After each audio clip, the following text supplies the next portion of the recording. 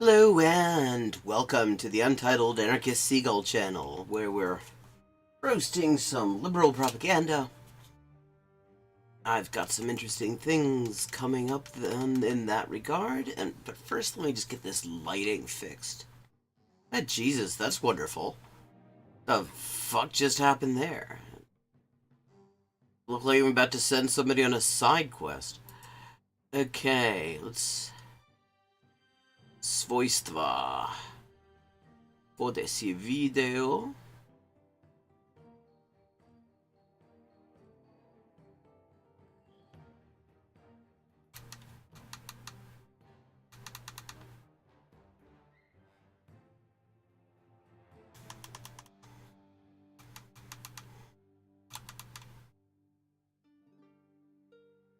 Okay, that's not bad. Go with that. Looking a little bit too red there. It was like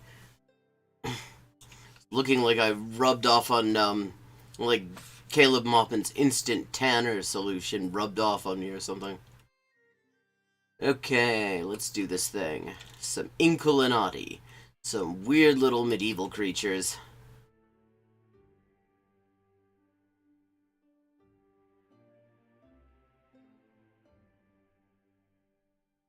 Continue journey. Don't know how far my journey went. Okay.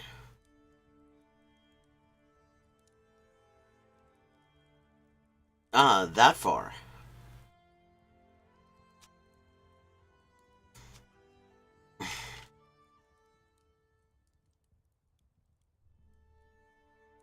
Okay, change army. What do we got? Too many swords. Too many close range things. Okay, get that axe wielder in there. Some bow action. He can blow things up from a distance.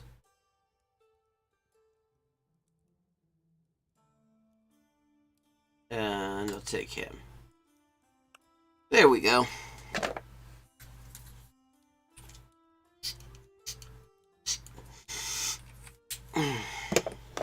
Still a little bit red, I have to say.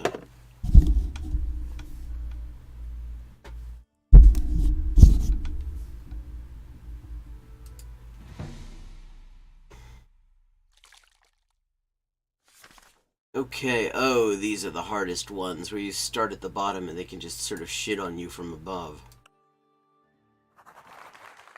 Ooh la la! Ooh la la!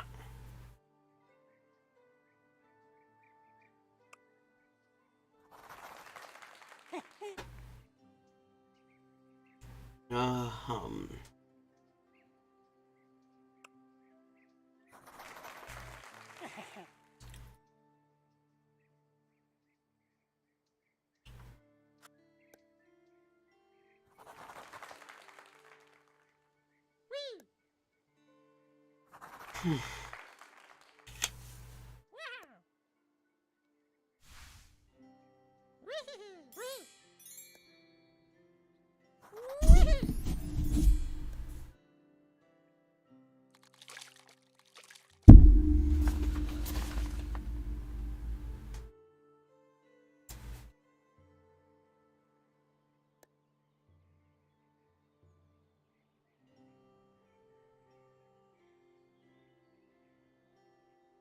No, that's no good.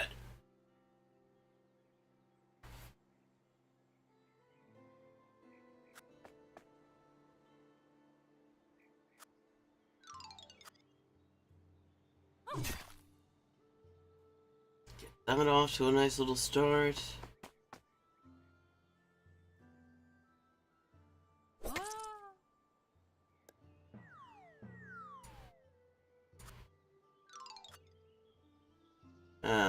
Not quite where I wanted to hit.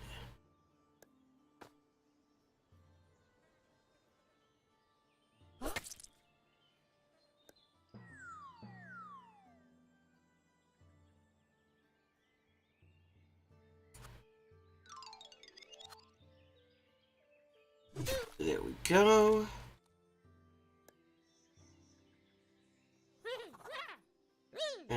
Healing.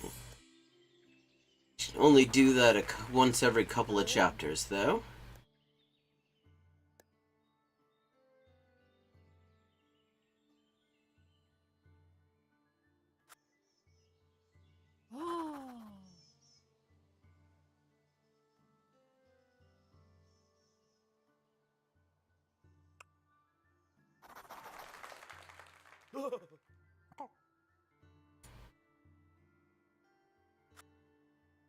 Put him on the ink.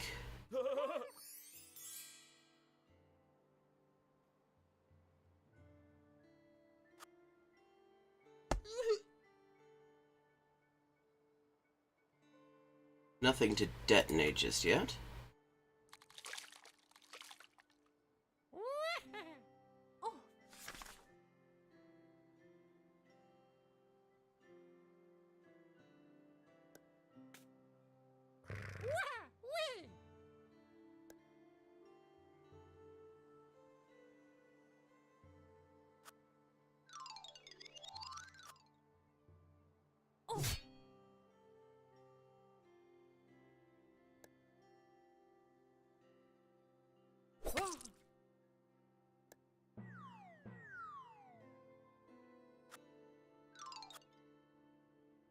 Okay.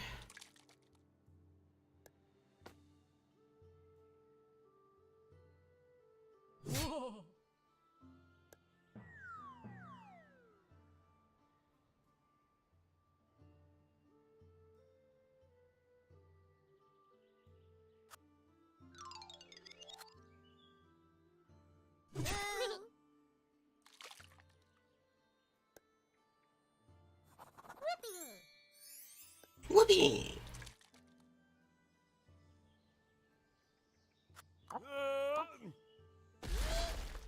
Okay, that's one of the annoying boat wielders down.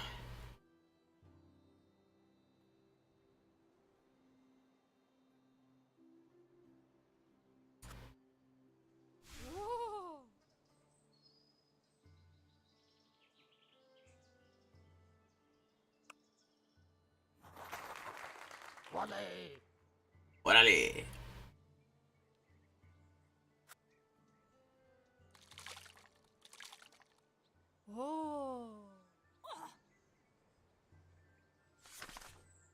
Hey, you sit next to the cup there, and you get some more health. Handy, that.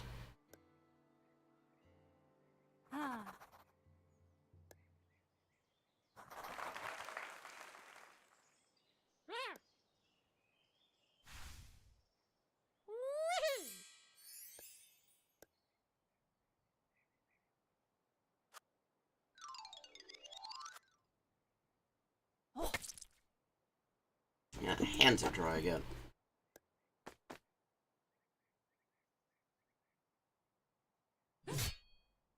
Ah. Let's see. Well, first, let me get this solution worked in.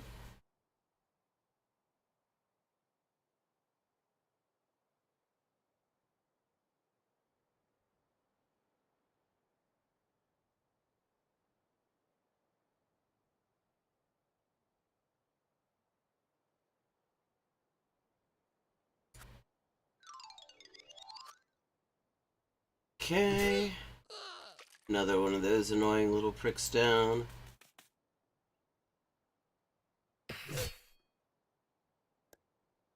That's okay.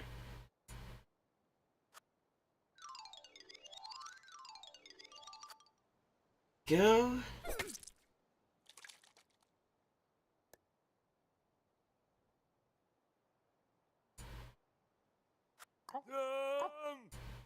Hey, Shakespeare, how you doing? Kumottai. We're fighting it out in the margins of medieval manuscripts with one of the weirdest little games I've ever found. Absolutely charming little thing. Okay, Scorching Flames. Nah. Shaper Beast, that's one of the best ones. Okay. Big Cauldron. Okay. There we go. Sí, bastante, vos. He hecho bastante progreso con la traducción esa.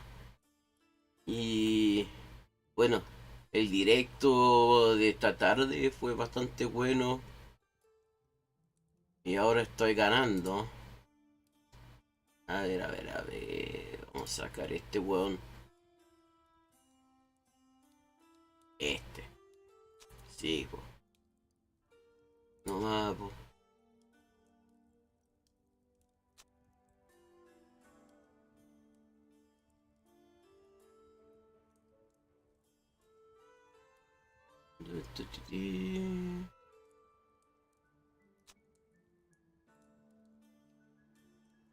Ah, sí. Nuevo arquero.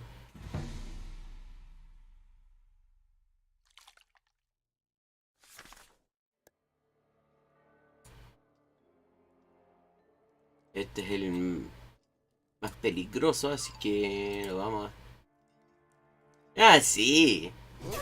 Sí, según me dice la Anwar Yaguara, que aparece acá en el chat de vez en cuando, también es súper auténtico. Los dibujos son marginalia, auténticos, que se han adaptado a este juego.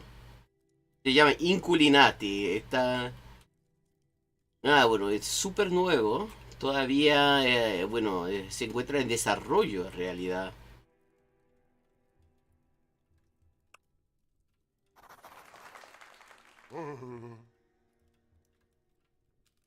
A ver, ¿qué más? ¿Qué más? ¿Qué más podemos hacer? Ah, sí. Por la raja ese weón. Eso lo podemos hacer.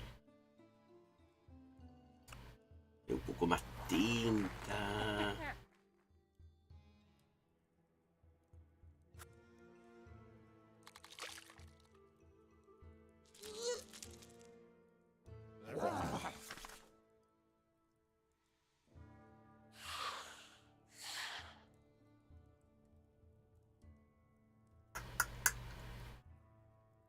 A ver, a ver, a ver.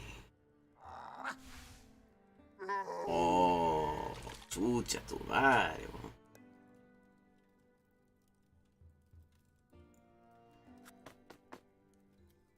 Ah, entonces. Se bajan a empujones a lo nuestro. Entonces, bajo a empujones también a los suyos.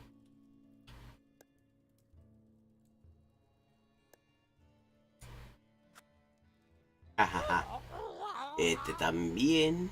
Chao. Chao, weón.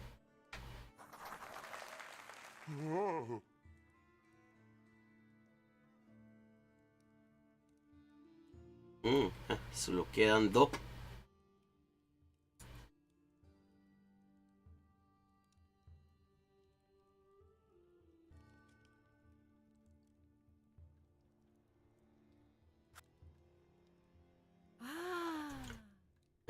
Ok.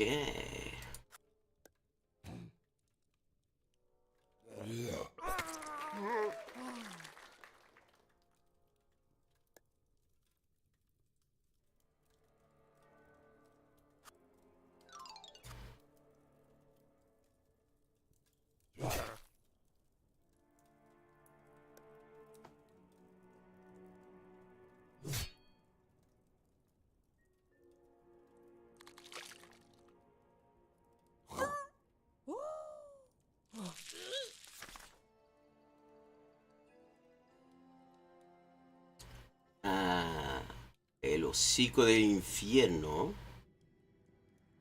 Ah, tengo que abrir espacio.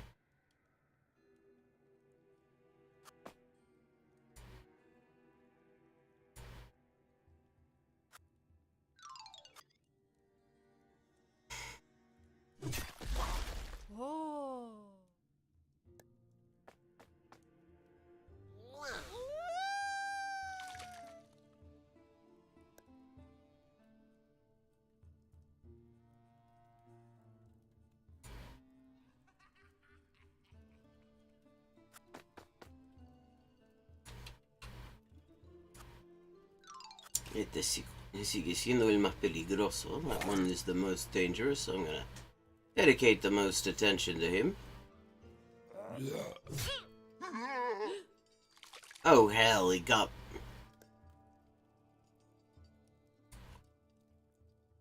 Okay, I gotta get out of Hell's Maws.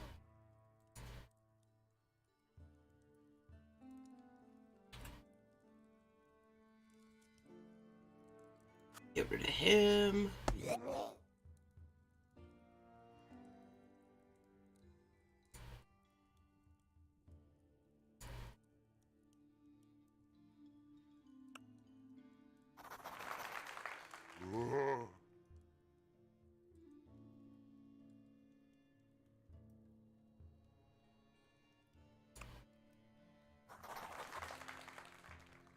Okay, and... stick him in there.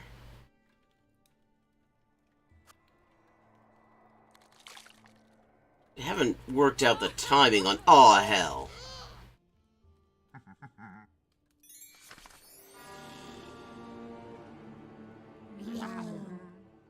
I needed to heal myself. Okay, only one quill to go at this point. Rematch, I guess.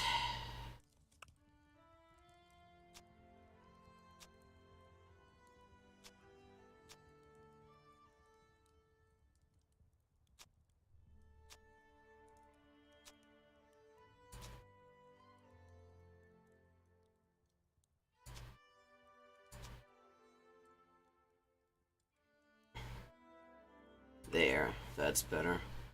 A lot of explosives.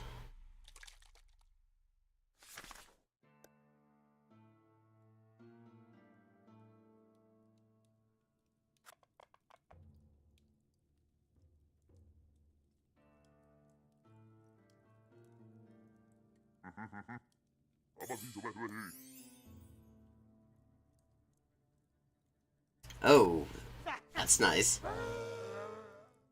Is the three-headed dog right there is one of the most dangerous.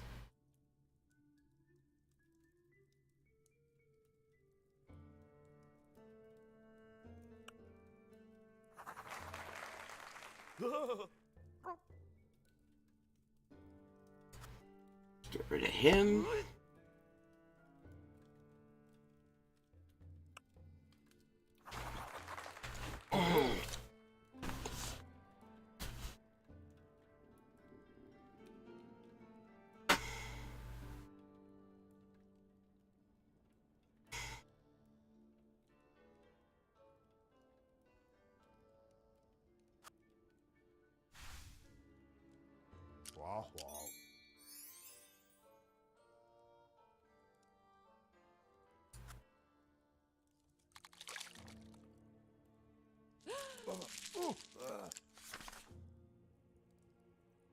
Love the sounds they make.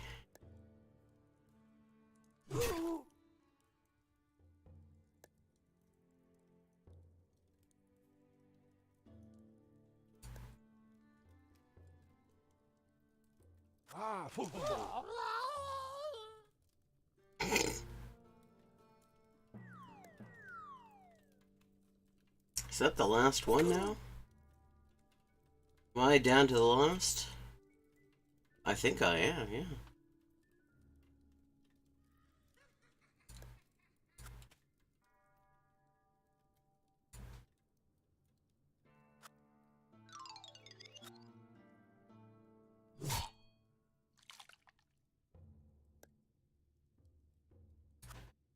And...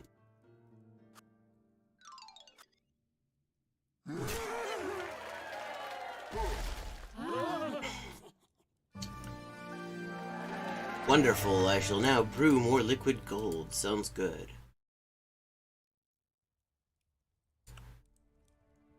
Haven't had a beer on draft in ages. Fucking pandemic.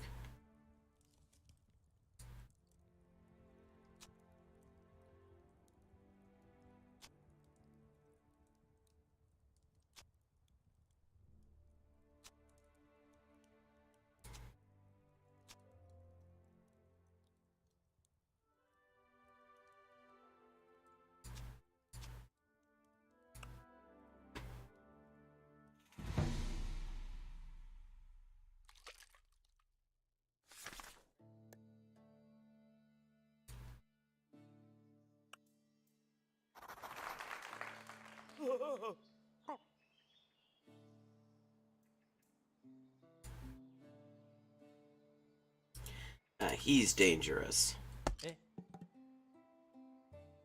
Easily one of the more powerful ones. Can I detonate that from here? Damn, no.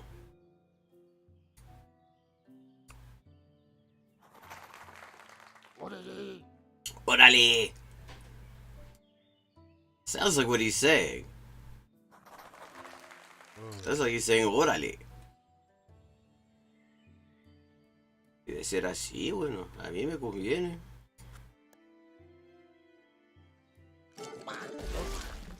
Ah, shit, see? This is why he's dangerous. He can just take them out in one go.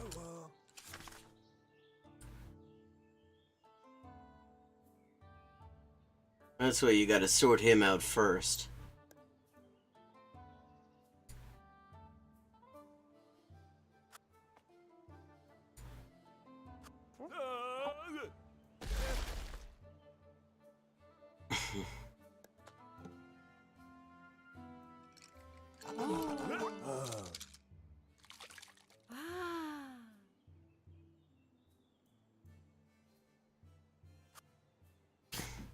Okay, some healing action.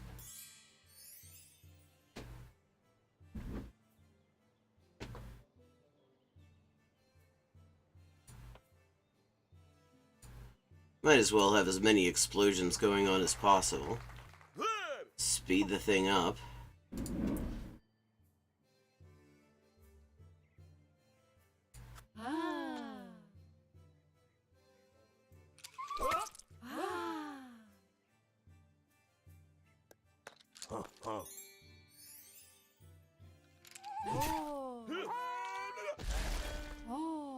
Oh, well. That worked out okay, though.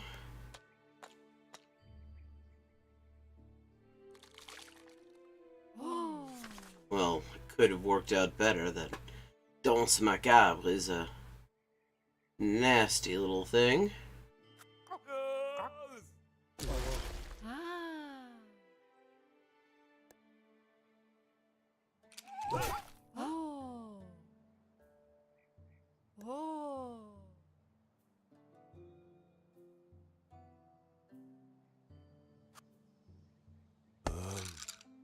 Get rid of that one.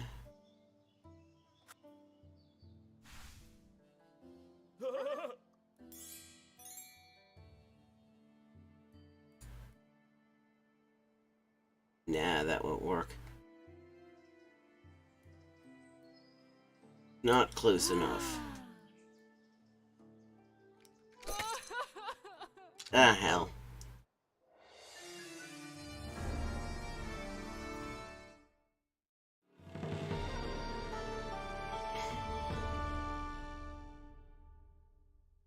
Wait a second, what is non-omnis moriar? oh wow, I've unlocked all the locked unlockables so far. Worry not, there will be more rewards to claim in the future. Yeah, this is on early release still, I think. And there are a bunch of things they're planning on rolling out at some point, like a multiplayer version and stuff. Okay, sticking to easy mode.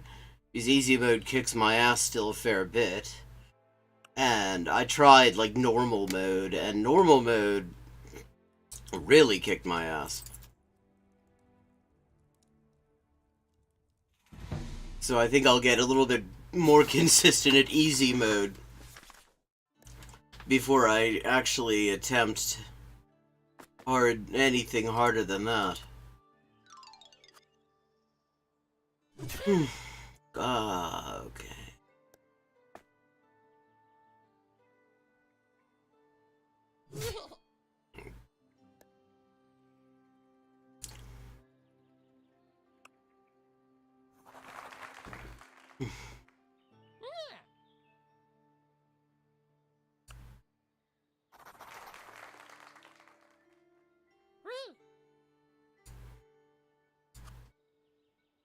Okay.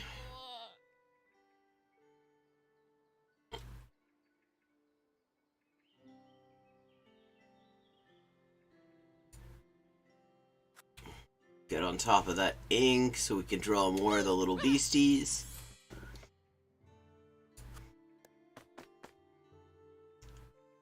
Amo tutto.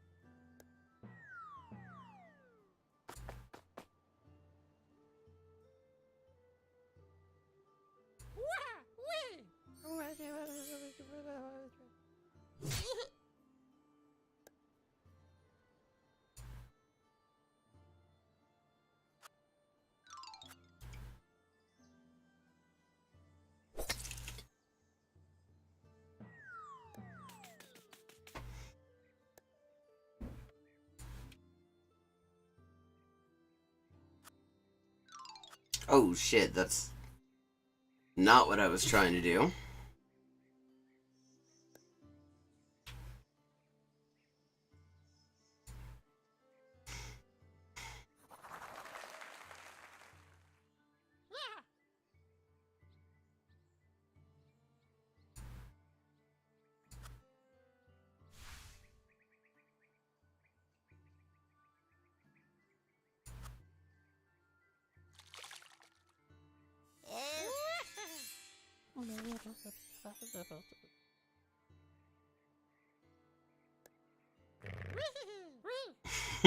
Whee!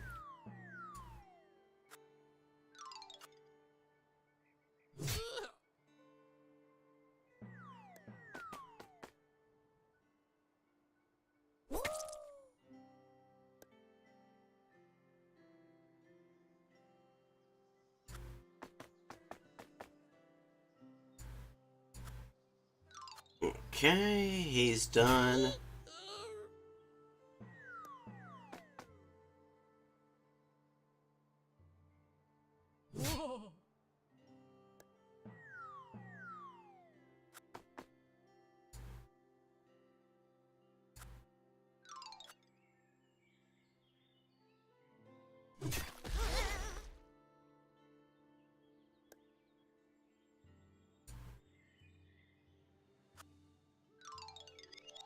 Oh, damn it.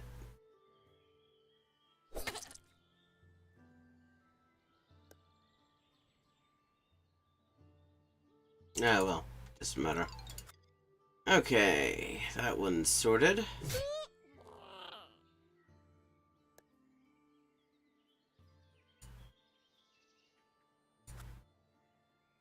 Oh, hell, I could have just gone into here and then it would have been okay.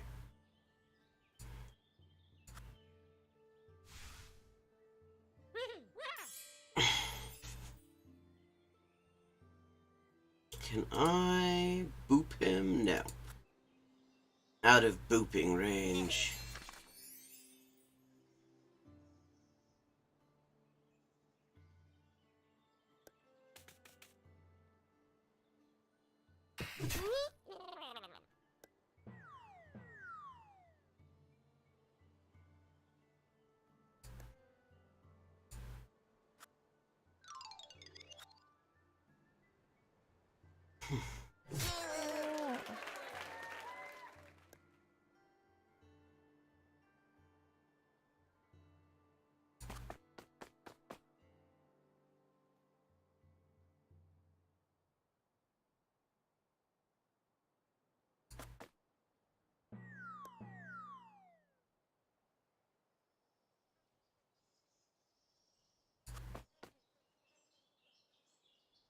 Okay.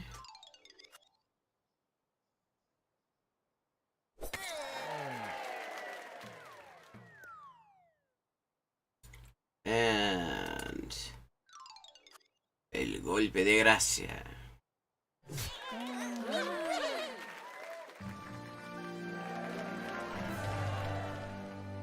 Time to brew more liquid gold.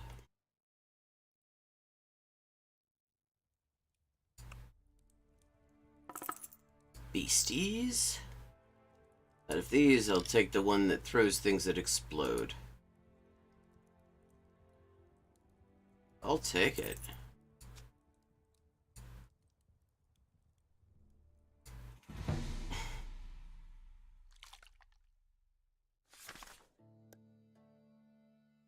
Okay, moving one out is probably not a bad idea.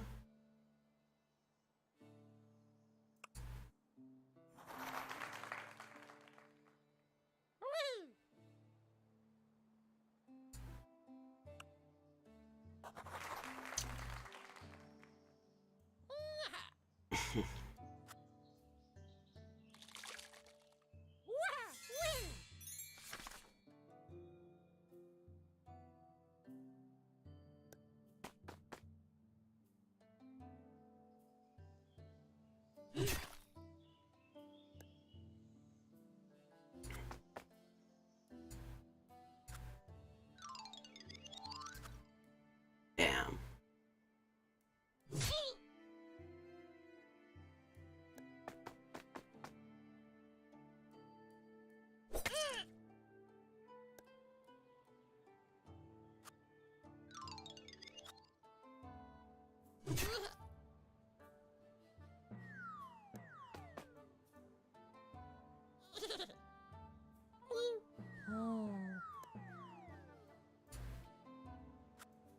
Okay, another one down.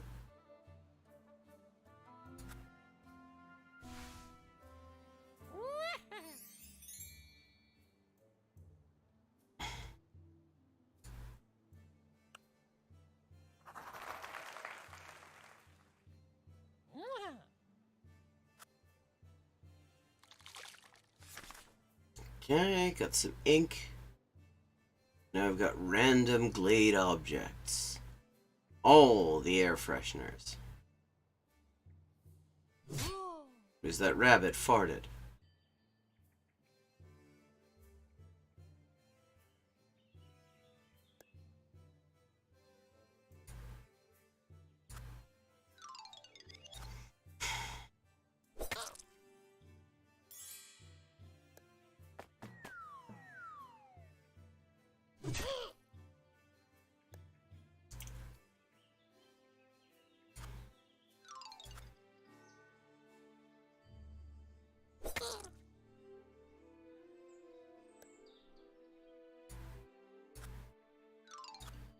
Okay.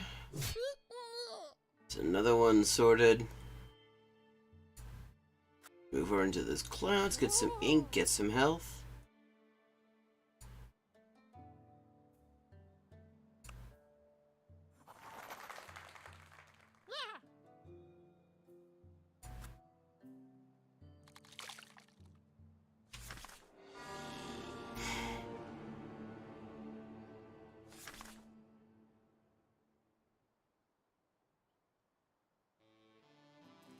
Hey, Gonte Phoenix.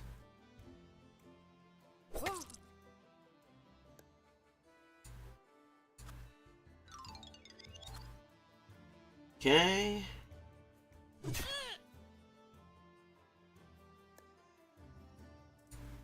And there we are. Good timing, too.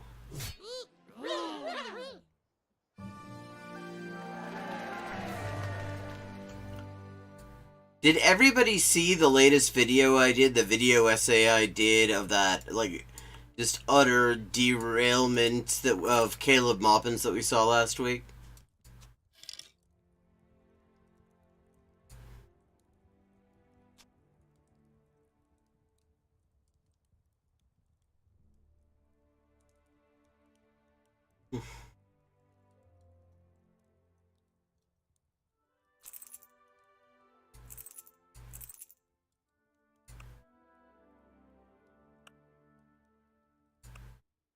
Now, I have a couple of ideas of what we could do next. I'm definitely interested in input. Vollbild einschalten. Well, I will drop a link in chat right now.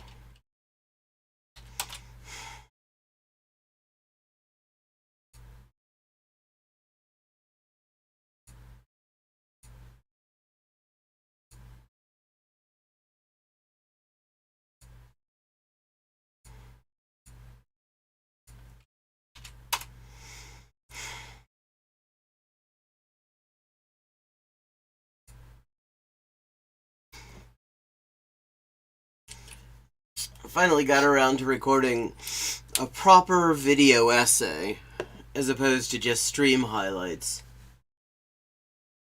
I'm rather proud of how it turned out. Now, I don't know if everyone in chat saw this, but, the other day, the New Republic published an article that was just chef's kiss of liberal fuckery. It was called "Does American Fascism Exist?" And I discovered when I went back trying to find the link to it just before I went on today, that actually the author has protected his tweets after having absolutely nothing useful to say in defense of this thing, except, "You should read the piece," to which I replied that you're not doing yourself any favors there. I mean, what you really need to tell him is just look at the headline. It goes downhill from there. So I was thinking we could do a little reading of that if people are interested. Or we've got some fuckery from Foch, where, let's see, Arnold Schwarzenegger's based message about anti-Semitism. From Foch, the guy who validated literal Nazi anti-Semitic propaganda. Benjamin Netanyahu wants to make Israel a dictatorship. That could be good. Get some liberal Zionist bullshit in there.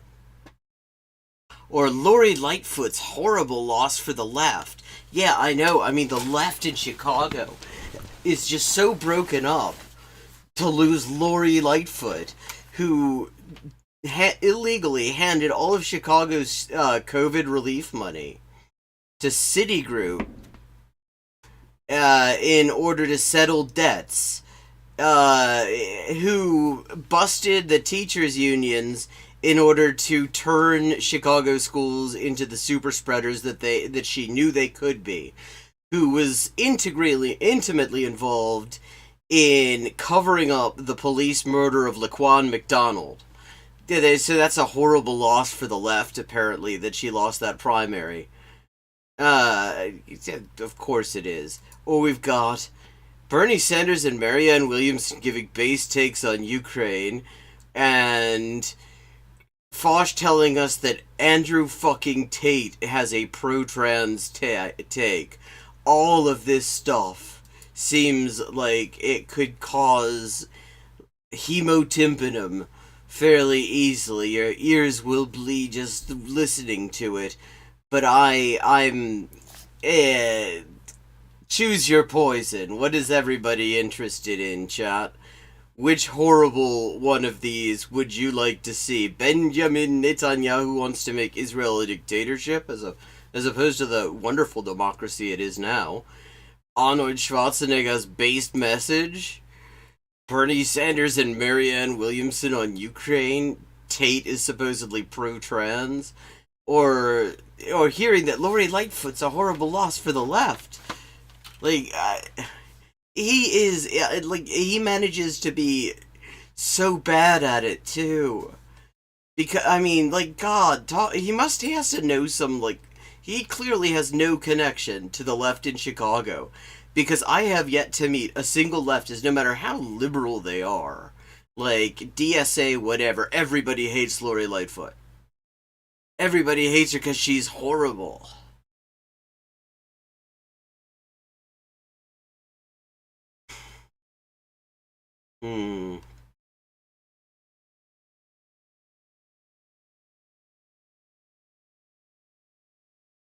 So, okay. There's a vote for Lightfoot in the House.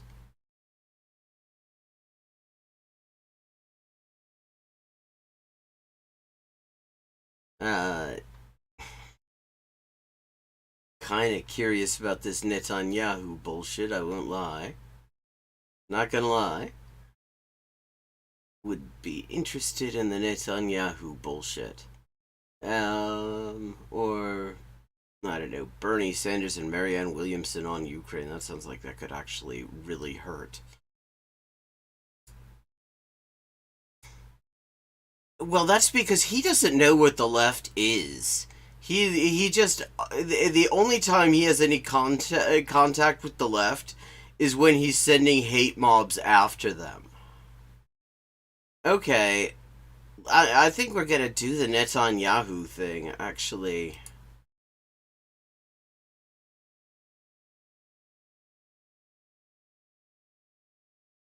Yeah. Wait, is the mayor's actual name Bowser, like the fucking boss in Super Mario? Is that the actual name of the mayor of DC right now?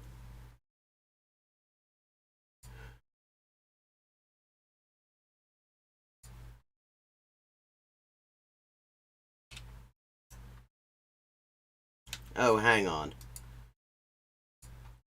Damn it. I muted sites.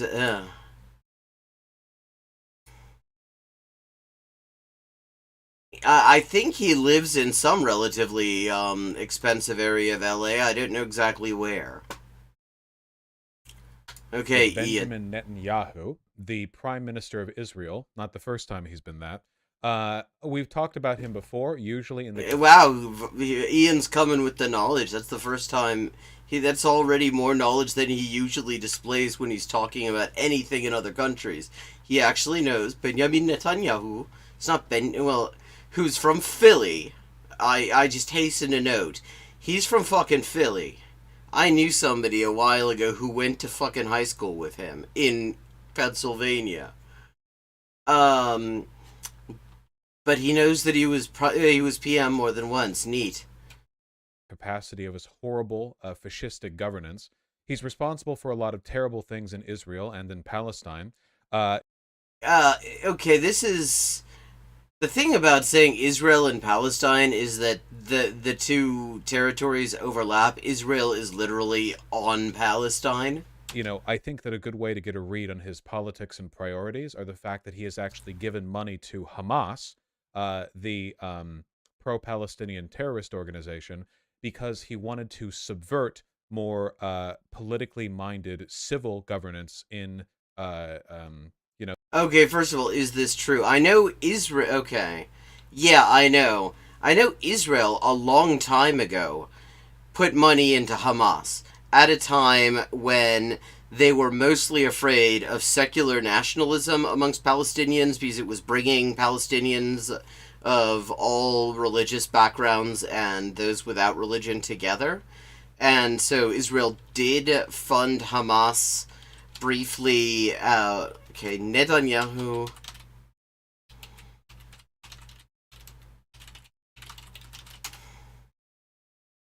Oh, no, no, no. Okay, Jerusalem Post. Okay, this. Hang on, we're gonna just pull this up here. Netanyahu says money to Hamas part of strategy to keep Palestinians divided. This is incidentally the entire reason that Israel supported Hamas ever. Now that we're supervising, we know it's going to humanitarian causes, the source said, paraphrasing Netanyahu, which is cute because the one thing Israel has done everything to prevent in Gaza, where the only place where Hamas really has a serious presence, uh, I mean, they've done everything to keep humanitarian shit out of Gaza. Okay, it isn't okay. It isn't Israel isn't paying Hamas. Israel is allowing Qatar to donate to Gaza. That's not exactly the same thing. Yeah, basically any kind of humanitarian aid has to go through Hamas because they're the government. I mean, they were elected the government of all of the Palestinian territory. Israel only let them become the government in Gaza. And Netanyahu explained that in the past, the Palestinian Authority, which it bears remembering is just an agency of the Israeli government, it is totally subordinate to Israel. transferred the billions of dollars to Hamas in Gaza. He argued it was better for Israel to serve as the pipeline to ensure the funds don't go to terrorism. Now, here's the thing here. So he didn't pay money. That's actually making Netanyahu look better, actually, on a certain level. What he's doing is instead of allowing the Palestinian, like, Judenrat, basically, his Palestinian collaborators in the PA to make the transfer, he is making the transfer directly at a higher level, in the Israeli central government, rather than down, at the level of Israel's Palestinian Authority. So he's not. This isn't Israel's money at all. This is money that actually comes from elsewhere. So he's not actually quite right there. The Palestinian territories and make sure they're being repped by a radical group, which makes it easier for him to justify. Hamas is not a radical group. Hamas actually agreed to offered a decade-long ceasefire, offered mutual recognition in exchange for an end to armed struggle back in 2009. Israel's response to that was the massacre known as Operation Cast Lead. By violent actions against the Palestinians broadly, which is not... Violent actions against Palestinians broadly is what the PA also does. I mean, the bits of the West Bank that are still technically under the authority of the PA rather than under direct Israeli control have the highest cop density in the world. I mean, that's the whole thing. That's what the PA is there for. That's why the US will fund them. That's why Israel will fund them. That's why the EU funds them. To get them weapons, to use them to keep Palestinians in check. Good. He gave money to Hamas. I'll Google that as well. Netanyahu funding Hamas. So this is a very, very, very classic, like, how do you screw over the little guy move? Oh, this is the exact article that came up. One of the best ways that you can do this is if you make sure that the unstable terrorist group in the region is given money and... They're not actually unstable.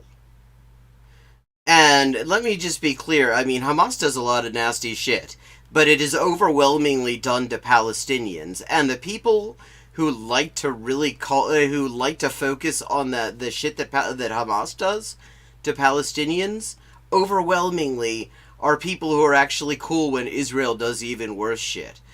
But, I mean, to say that it's that it's unstable, Hamas has agreed to come to terms with Israel repeatedly. They even changed their charter because they'd gotten the idea, because Israel kept on using the charter, the Hamas charter, the original one, as an excuse not to enter into peace negotiations. And so Hamas just went and changed their fucking charter.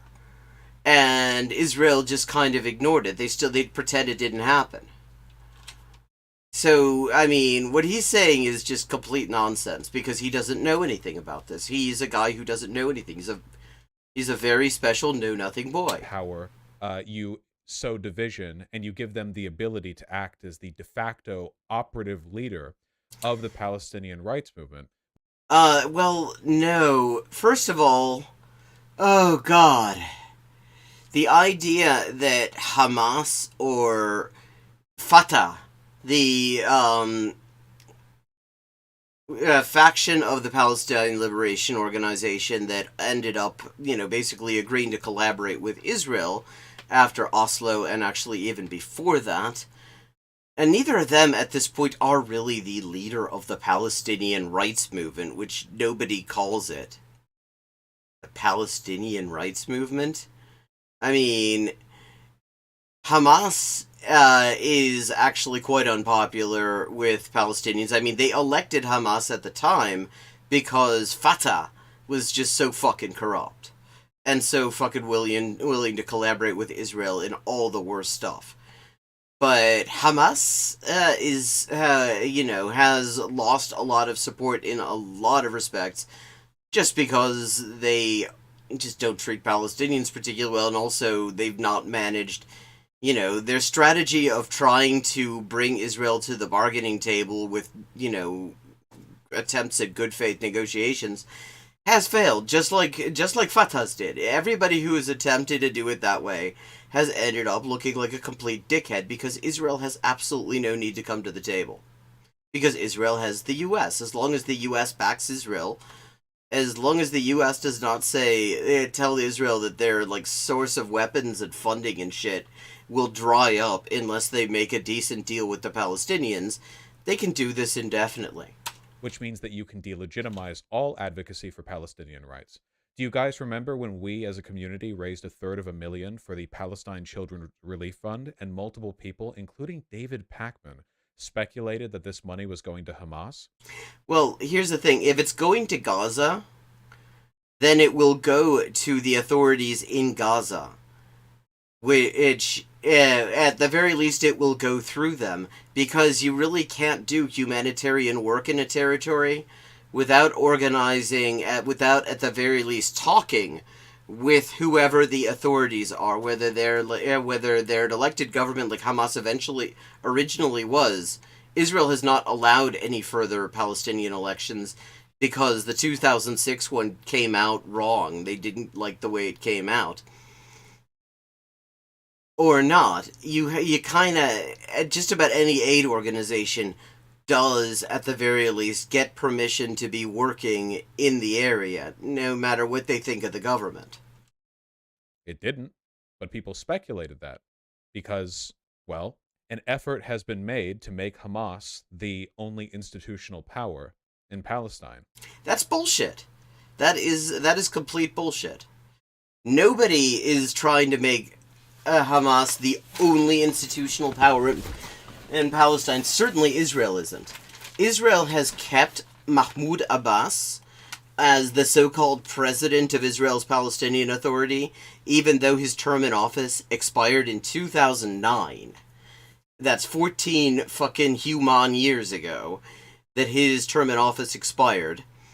Israel's been keeping it in. The idea that Israel is trying to actively make Hamas the head of the West Bank is such nonsense. The reason Hamas gets involved in this is that Hamas is the government in Gaza. That's the only reason. And the thing you have to know, whenever you start hearing people being accused of sending money to Hamas, a lot of the time, all they're doing is trying to send humanitarian aid, and since Hamas is the government in that section of the Palestinian territory, yeah, it has to go through Hamas. So, Netanyahu, not a great guy. There are actually like a million reasons that he's not great, but let's try to hem in on Yeah, this is actually not a really good example. I mean, the man is genocidal, and you're talking about the time that he decided to fuck around to, on the one hand, release these Qatari funds to Gaza, which, I mean, actually is not a bad thing. People will eat because of that. People will, get fucking wages paid. Public employees will get paid because of that. Families who lost people in all these Israeli massacres will get benefits because of that. This is, out of all the things Netanyahu has done, this is the one that he's decided to focus on. what's relevant to this. You might recall that he's actually on trial at the moment. He's on trial for corruption. He is very corrupt. In spite of him being on trial for corruption, he became Israel's prime minister again. And this isn't actually the first time. He's been ending up in legal shit every time he's PM. Late 2022. And another thing to know about Netanyahu is that he was involved in inciting the murder of Yitzhak Rabin, who is like the absolute hero of liberal Zionists. That's weird. It seems as though the evidence against him, evidence that he is corrupt, is overwhelming. From my understanding of a complicated legal situation, it seems which is to say zero understanding. I mean, I wouldn't rate his understanding of a simple legal situation. Extremely clear that he is guilty of many of the things of which he is being accused. And it seems like he's feeling. Wow. I mean, if Ian says it, I'll just have to go with that because, Ian does some serious research. I mean, this is definitely the source, for example. I've never heard of the Indian Express, but I mean, there are plenty of sources that you'd go to for detailed, reliable coverage of, say, the corruption trial of Netanyahu that are in English, like Haaretz, which is like the leading liberal paper in Israel and has a lot of good stuff in it. Actually, I mean, there's a lot of liberal Zionist bullshit in it, but there's a lot of excellent, some of the best journalists working in Palestine published there. The Indian Express, I don't know. I mean, I've never heard of it. Maybe it's a good paper, but it's not. Out of all of the sources that you could go to specifically for something in Israel that are in English, I don't know. The heat a little bit because Netanyahu has been acting erratically lately, out of defensive self-interest. At the beginning of this year, Yeah, okay, I this is the first time I've ever heard what Netanyahu is doing described as erratic. It seemed fairly consistent with his long-standing genocidal-ass goals to me. But okay, Ian will know better, I'm sure. Formed a coalition with many of the far-right radical parties. He himself is the leader of a far-right radical party. It's worth remembering. He is the head of Likud. Likud is a far-right radical party. It originates from the Herut party, which itself originates from the Sterngang. The Sterngang, which was a Zionist paramilitary in Palestine in the 1940s, notorious for the fact that they sent a letter to Hitler offering to enter the war on Germany's side if Hitler would give them a protectorate in Palestine. That's the kind of people founded the party that fucking Netanyahu is the leader of. That already is a far-right party, but the thing about the parties that he's actually allying with is they're even more fascist than he is. In Israel, as a way of consolidating power. So Hitler completely didn't even return the call. He totally knocked him back. But the fact that they sent that fucking letter already says something. Ben Gvir, I believe, is the sort of the prime example. He doesn't prepare for anything. Jesus. He doesn't prepare for... This is the most notorious person in the fucking government other than Netanyahu right now. Outright genocidal fascist. Horrible person. Example of this. Here we go. Doesn't. Ben Gvir is a pyromaniac, but it's Netanyahu who has given him the matches. This is a right-wing Israeli source. The PM could have simply told the far-right leader his Temple Mount visit was counterproductive to Israel's interests. Here's why he didn't. Because, well, I'm kind of interested. I don't know what David Horowitz would say is the answer to that. But, I mean, I would say the reason he did it is why he didn't stop this extremely provocative just attack on Haram al-Sharif, the Temple Mount. But, I mean, this is something that Israel's done repeatedly. Specifically, often doing it when people are going to be there to pray, to terrorize the public, and sometimes, like, barring Palestinian Muslims from going to Haram al-Sharif to pray and stuff like that. I mean, this is a long-standing thing. It is symbolic politics. The far right in Israel absolutely eats that shit up. Anything that is just shitting on Palestinians in an explicit way, without pretending to care about human rights or the rule of law or anything like that, I mean, Netanyahu's base and even more so Ben Gvir's base just eat that shit right up. Basically, we're seeing a very classic Weimar Germany move here, where the sort of institutionalist conservative politician Netanyahu has been more openly collaborating with ultra-far-right elements in...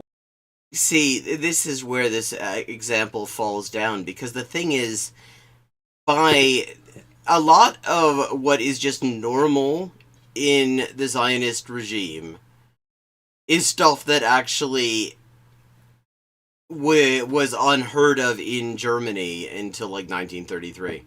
I mean, this is an explicitly racist state.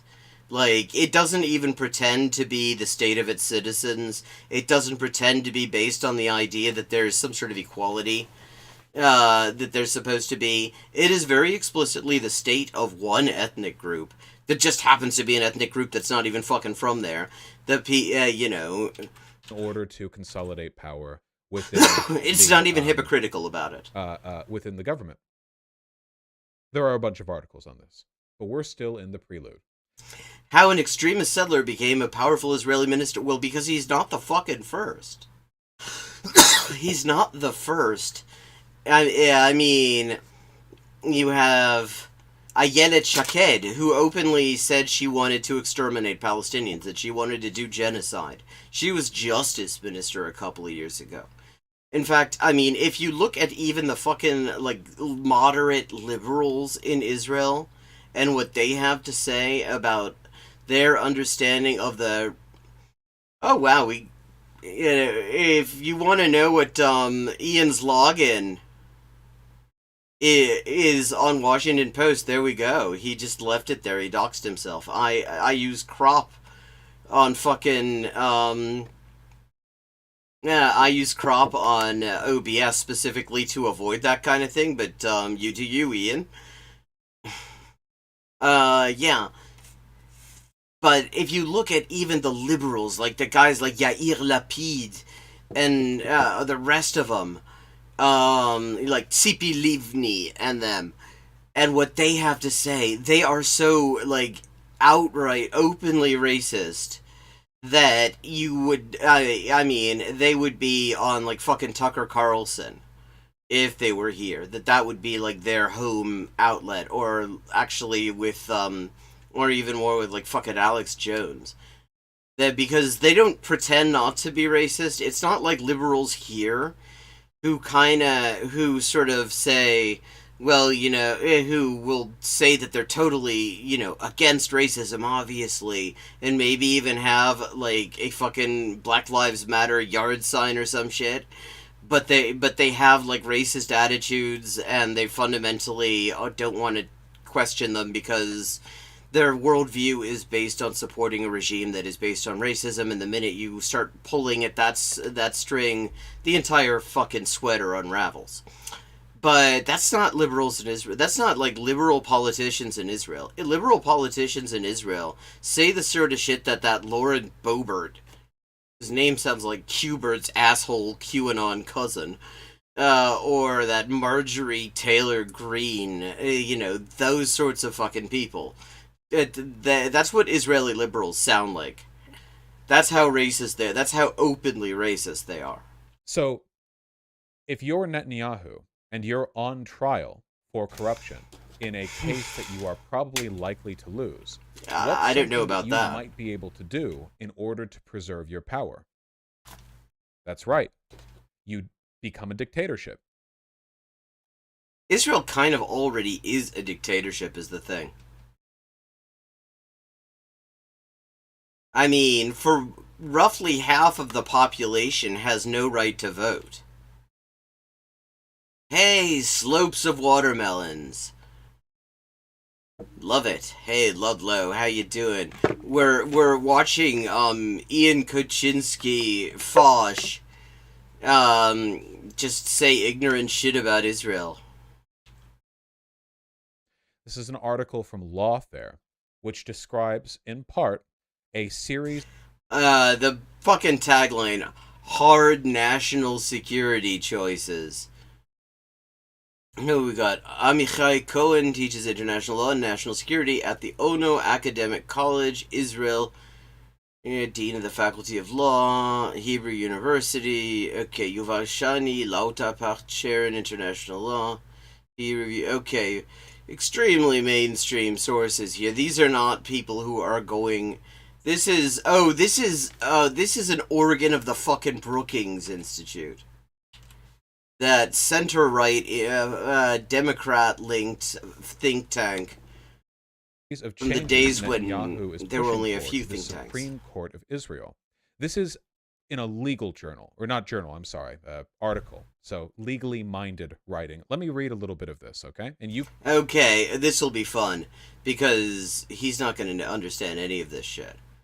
Okay, what were we talking about here? The era of the reasonableness doctrine, which is to say, see, the thing about Israel is it hasn't got an actual constitution.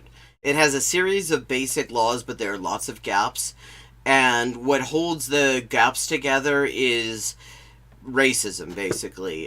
That it's just that it is supposed to be the state of all Jews in the world, whether we live there or not. Most of us don't, and not the state of all of its citizens, roughly a fifth of whom are not Jewish.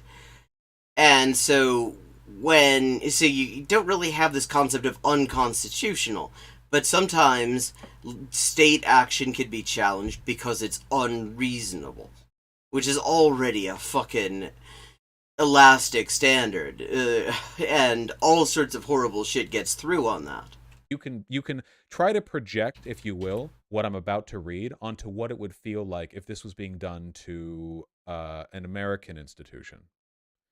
The era of reasonable government in Israel, defined by a reliance on the reasonableness doctrine as a grounds for judicial review of executive branch decisions, may soon come to an end. Currently, Israel relies heavily on legal institutions to curb the power of the executive and legislative branches, both of Okay, he's reading. Yeah, he can read. which are controlled by the same political coalition. Recent proposals to change Israel's judicial system proposed by its newly elected government, we know who that is, seek to weaken these checks and balances, including severely limiting the power of the Supreme Court.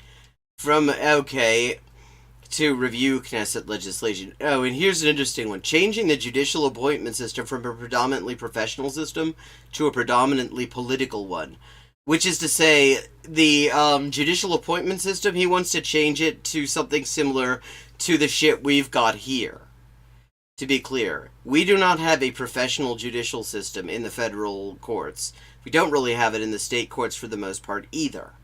A professional judicial system would be like what they have in Germany, where you take you take the 2 bar exams. They have 2 bar exams. You take the civil service tests. I'm not sure exactly how that works exactly, and you get admitted to the judicial service, and they sort of move you around, post you in different courts, and gradually promote you to different judicial posts and stuff like that. With this political appointment system is a U.S. style thing where it's just like the government nominates somebody who may be completely unsuited for the role, just doesn't even know how to do it, and the legislature confirms it. To review Knesset legislation, that's their It's not Knesset, it's Knesset. You have to pronounce the fucking K. That's why it's written. legislator, changing the judicial appointment system from a predominantly professional system to a predominantly political one, and weakening the position of the Attorney General and other governmental legal advisors. The proposed annulment of the reasonableness doctrine would remove another set of important checks and balances on executive power, limiting the extent by which the legal system protects human rights. The legal system does not protect human rights. In fact, Palestinians, the majority of them who do not have Israeli citizenship because their families did not succeed in staying during the Nakba, they don't have access to these fucking courts. Like, if they get charged with something, it's in military courts. And they don't even necessarily get charged with anything because it is legal to just lock them up indefinitely on no charge at all. There's pretty much at any given time, there are a fair number of Palestinian prisoners on hunger strike because they've been held for months or years without any charge, without any trial, because that's how the Israeli system works. Governance. Yes, this is Vosh not knowing anything about Israel. He's telling us about how Benjamin Netanyahu wants to make Israel a dictatorship, which is, kind of what it is already. At least, if you're Palestinian, it's a fucking dictatorship. That's just... they have zero influence over who rules over them. Apart from the ones who have Israeli citizenship, they do have the vote at least. But they're also a small minority.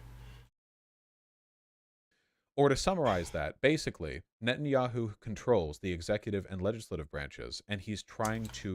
Okay, this is already a mistake because this is a parliamentary system we're talking about. So there is not strict separation. There isn't really an executive and a legislative branch in that sense. Not really.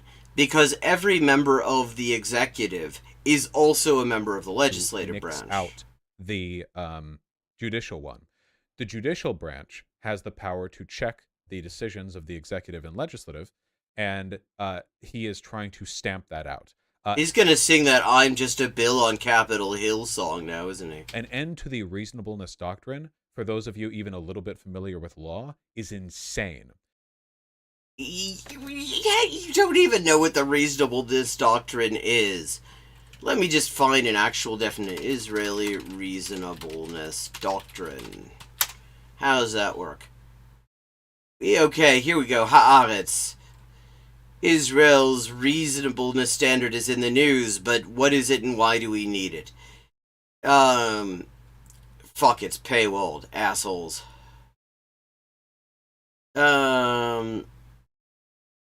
Let's see.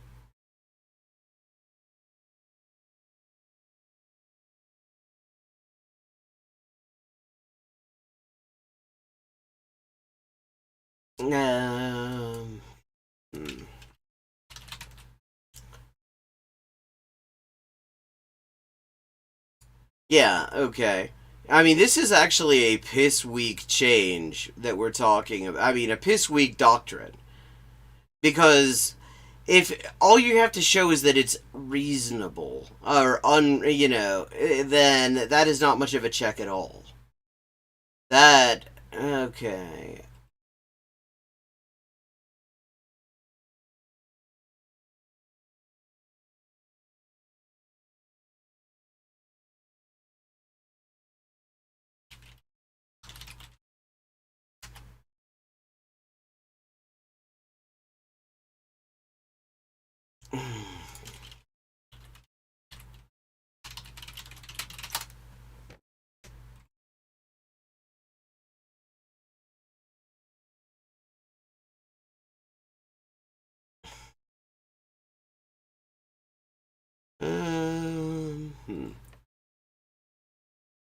Yeah, I mean, the first thing is that this is simply just this is piss weak because reasonableness is just a very limited standard because it just means if unless it's totally arbitrary, it can get through.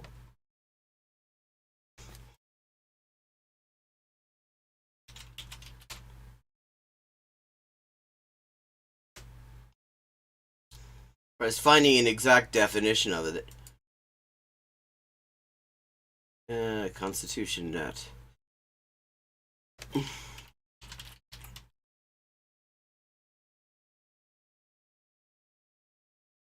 That's useless.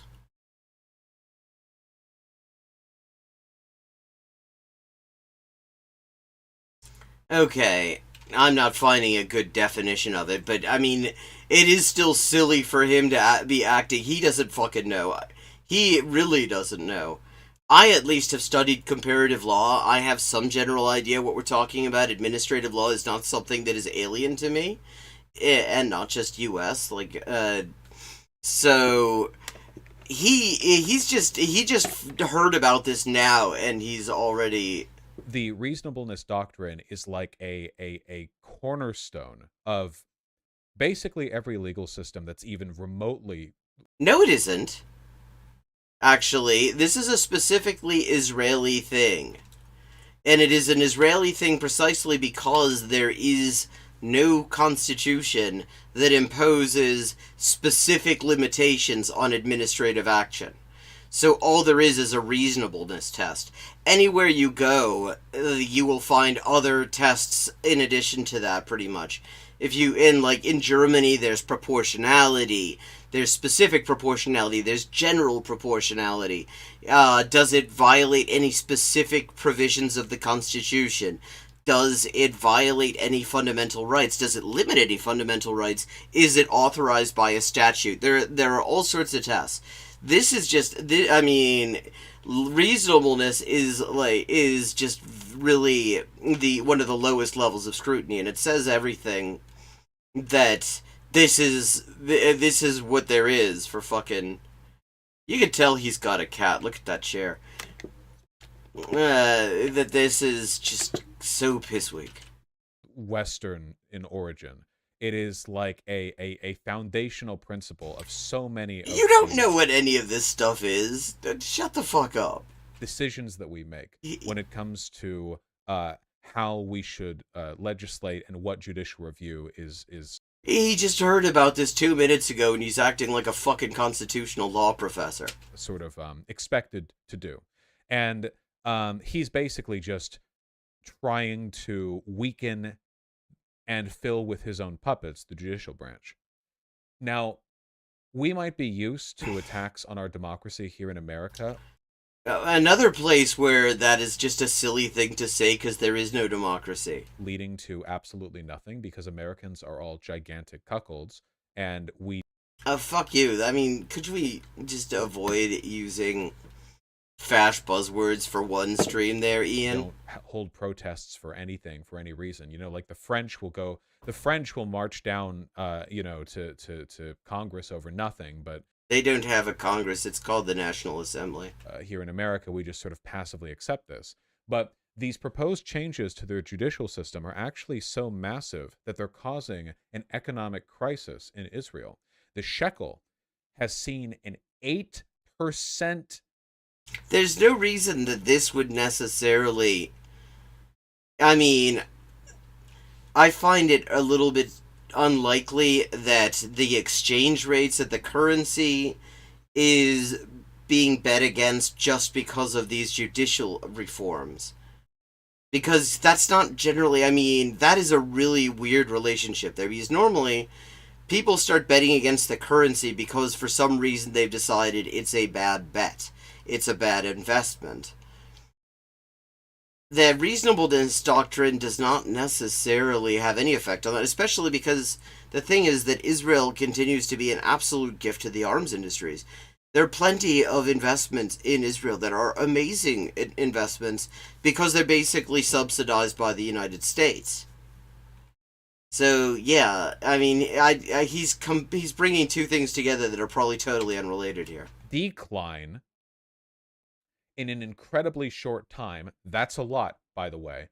And investment is being pulled out of Israel because the writing is on the wall that Netanyahu is literally just going to turn it into a dictatorship. Yeah, because investors hate dictatorships. Investors absolutely hate it when the government isn't really nice and popular democratic system where people get to have a say in the government and everything. Investors insist on that. That's why you'll never see investors investing in the UAE or Saudi Arabia or like fucking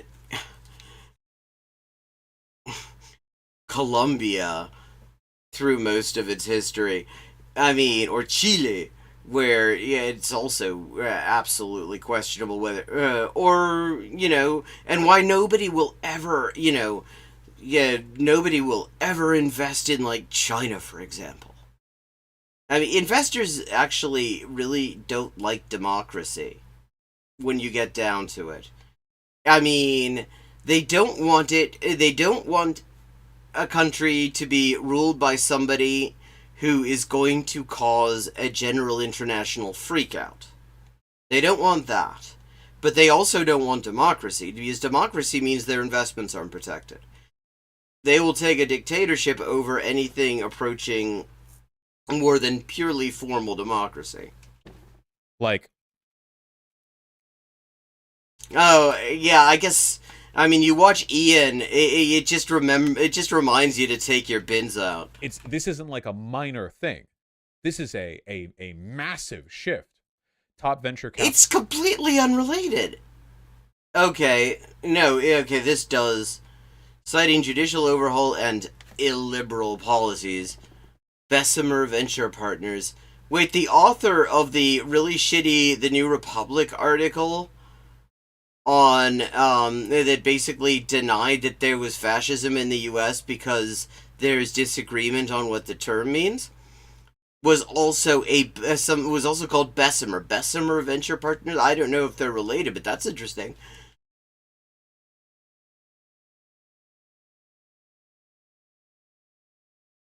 Capital Fund calls on its companies to move most cash out of Israel.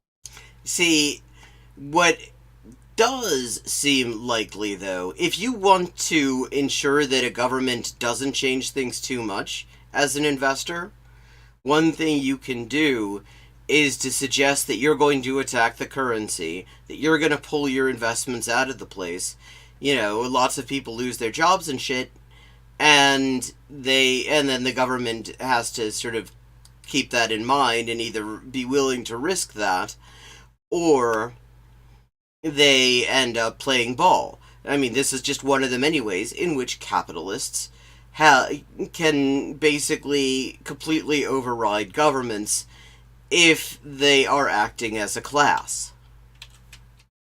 Citing judicial overhaul and illiberal policies, Bessemer Venture Partners warns of a new era of instability ushered in by an unrestrained government. Do you guys understand how unstable the horizon has to be? Yeah, if you understand Ian's chat, explain it to him, because he doesn't. For companies to withdraw investment because they're afraid of illiberal policies and dictatorships? They're not afraid of dictatorships. The term they used is instability. I mean, they're fine. They don't care about democracy. If they cared about democracy, they wouldn't be investing in Israel. They would not be investing in Israel in the first place if democracy mattered that much to them. The instability in an unrestrained government, what that means is they're worried that their investments, they don't know what the outcome of this judicial reform is going to be, and it might mean that their investments are less protected in some way. That's all that is, and actually it doesn't take much for fucking capitalists to decide to move their money. They do it all the time. I mean, especially the capitalist class in the US, they are completely orientated around extremely short-term profits, and if they're not getting extremely short-term return on investment, they just divest and they go someplace else. That's just how it works. It doesn't take that much. Like, when... And it doesn't mean that something bad is going on either, it's worth noting. When Chavez got elected and started nationalizing things and bringing in all these extremely successful anti-poverty programs that really made a huge improvement in people's lives in the first decade or so of this century, investors ran for cover. Because the thing is that when when the working class is actually getting things that help them, capitalists' investments are not safe. Now, sometimes you move your investment because of bad things, like, say, the country's going to be swallowed up by rising sea levels or something like that. Then you move your money, and that's because it's a bad thing. But the idea that capitalists moving their money, or even what they're doing right now is talking about moving their money, that automatically means what's going on is bad is just such nonsense.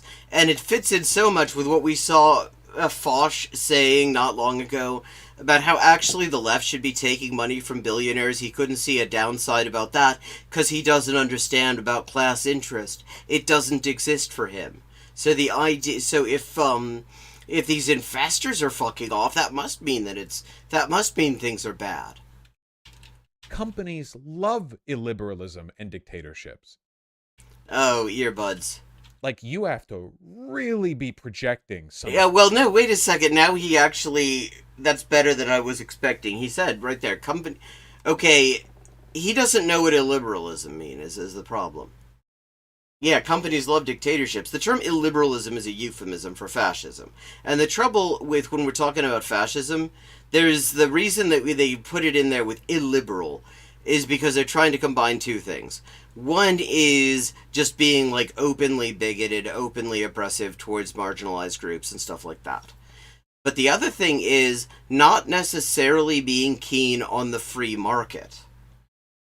And that's also illiberal. It is against liberalism in the economic sense, which is the only sense that really matters at this level of discussion. So they're not saying, they're not saying that it is especially dictatorial or something like that. They won't give a shit. They would not give a shit. What they're saying is they don't think their investments are safe because it's not really clear if he believes in the free market and his coalition partners believe in the free market and will allow them to just invest and take all the money home. They might actually require him to pay more taxes, for example. They might impose limitations on where they can invest. They might require state participation. That's the sort of thing they're worried about. That they will lose money.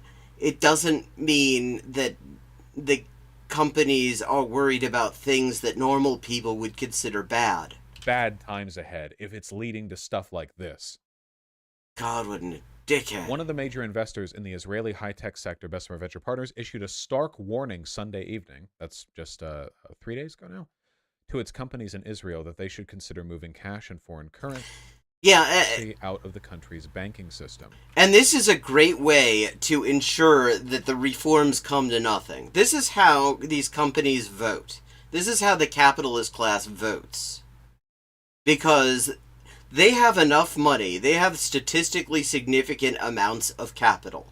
And if they move their capital out of a country's banking system, that is enough to fuck the banking system really and truly. Especially a country like Israel that is totally dependent on foreign investment, where everything is some kind of a joint venture. Israel's stock market is totally linked to the NASDAQ, because there's no real such thing as Israeli capital. Israeli capital and U.S. capital, they're basically the same thing. Because Israel is just kind of treated, it's a subdivision of the U.S. economy on all sorts of different levels. So if you are some mega capitalist who puts a lot of money into one of the major sectors of a country's economy, their banking sector, or in Israel's case also the high-tech sector, which is huge, and you start telling your group companies to divest, to move their money out of it, that will actually threaten the stability of the financial system there. And by doing that, it brings the government to the table. It's a way of saying, look guys, you're gonna have to, we know you want to do some fucking reforms, but we want to have a veto power on them, and we're gonna have it whether you like it or not, so you might as well deal with us or your economy's going to shit. And that's basically, that is how where capitalists have their power, because they control the shit that people need to survive. And they have statistically significant amounts of money, and when they take it out of someplace, it's noticed. If everyone in chat right now took all their money, we all had our money in one bank, and we took it out of that bank wouldn't fucking notice. Okay? That bank would be like, it wouldn't even be a fart. Okay? Companies like this take their money out of banks. The banks feel it. The banks the banks start making phone calls saying, what can we do? How can we make the deal better? Actually, at this level, the government also starts making phone calls and saying, we don't want to lose valuable investors like you. We want to be good investment partners. And everything like that. And it ends up being a discussion, and what happens is the investors who've decided to, vote with their money, end up getting a seat at the table when it comes to the reform. That's just basically how this shit works. Because when you have that kind of money, especially a relatively small economy like Israel's that is very much dependent on foreign investment and trade, it's easy to tank it. Since 2007, they've invested over $1 billion in some of Israel's leading high-tech companies. In a letter addressed to there's an Israeli company called Wix. That is, if you pronounce that in German, it sounds like the German word for wank. Companies, the fund's managers, say that the government's plan to push through a drastic legal overhaul warning We still haven't gotten any real details on what it is. that Israel was entering a new period of instability that is being characterized not by the unstable coalitions of the last 4 years, but The letter added, in its first 6 weeks in power, the government regularly ignores the opinions of and warnings of experts, including economists, bankers, investors, and business owners. See, that's what they care about. They don't give a shit about the human rights situation. If they gave a shit about the human rights situation, they wouldn't be investing there right now because the human rights situation already sucks shit. They're worried about the fact that, like, the fucking priesthood of neoliberalism, economists, bankers, investors, and business owners, the capitalist class, and the people whose entire job is interpreting the desires of the capitalist class, aren't being listened to. That's what they care about. They don't give a shit about all the rest of it. He doesn't understand this because he doesn't understand many things, Ian doesn't. the unexpected policies of an unrestrained government. In its first 6 weeks in power, the government regularly ignores the opinions and warnings of experts, including economists, bankers, investors, and business owners. Instead, it calls for the imprisonment of certain critics and attacks the media. But, like, again, we're essentially talking about their executive and legislative branch being controlled by either Nazis or people sympathetic to them. Well, yeah, but again, that's not exactly new. It's just that you just noticed it, Ian. I mean, it's Israel, so not Nazis, Jotsis, if you will. Ultra far-right fascists with strong ethnic opinions on what type of people should be allowed in Israel and which type shouldn't be. And who actually work together with neo-Nazis in Europe and the US. And who have a long history of making deals with the OG Nazis as well, much to the detriment of literally everybody, all parties involved, except the Nazis and themselves. And out of the two, the Nazis did better out of it. And with that, it is time to wrap up for tonight. Thank you to everyone who's joined. It's good to see you all. Good to see you, Ludlow. You, once again, you seem to be moving different latitudes every single time I see you. And Phoenix and Shakespeare. And let me just say, if you enjoy the stream as much as I do, please consider paying for the stream, which you can do with the tip command, !tip.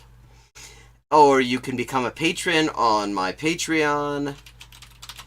And right now, any contributions will go towards the current crowdfunded translation project, which is the first full-length English translation currently extant of Alexandra Kollontais' Social Basis of the Female Question. Right now I'm trying to raise funds to cover the cost of Chapter 1. I'm about halfway to raising those funds, also halfway to translating Chapter 1, which is a nice long one. Each one is longer than the last in this book. And so anyone who becomes a patron, anyone who makes a direct contribution via my tip page, all of that counts towards that funding goal. Also, if you're not in the Discord already, consider joining so we can keep in touch in between streams. Other than that, I will be back same time tomorrow, 11:30 p.m. Eastern U.S. time, till 1 a.m., and I look forward to seeing